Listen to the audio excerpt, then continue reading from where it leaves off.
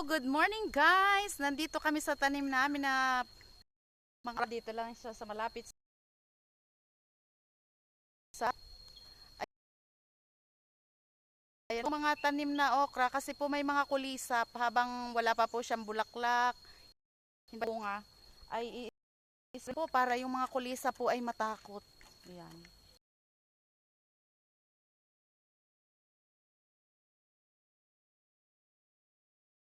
Wala po kasing po ang kinakain kaya po hindi makalaki. Kaya po i-spray po ni Daddy. Ayan dito po oh. Pakikita ko sa inyo yung walang dahon. Kinain nila. Naubos po yung mga dahon. Ito po oh dito. Malalaki na po pero kinain yung dahon.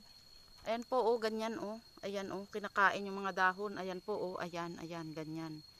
Ayan i-sprayhan po ni Daddy para hindi po para po mapuksa umalis yung mga kulisap. Ayan po oh. Ayan oh.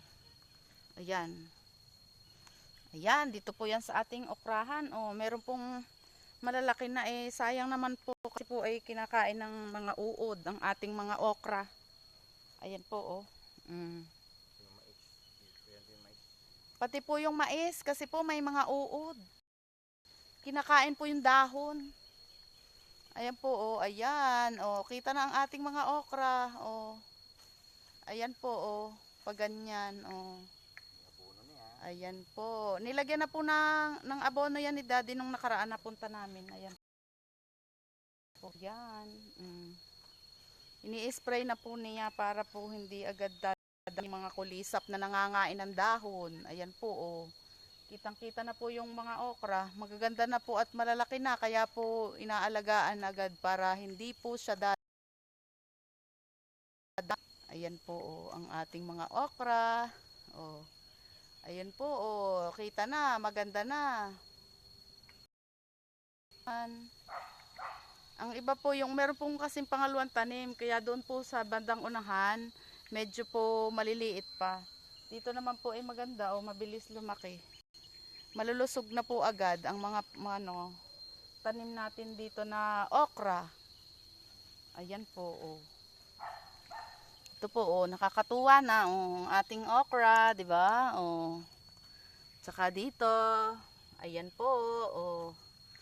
Ito pa, oh. Ayan, oh. Maganda na po dito ang okra. Kaya lapit na yang bumulaklak. Ayan po. Meron pa po dining saluyot. Ayan. Ito po ang saluyot, oh. Ayan. Masarap po yan sa dinengding. Sa mga po ng ating mga gulay, pwede na po yang panlagay. Ayan lamang muna po. Thank you for sa laging panonood. Thank you for watching. Bye-bye.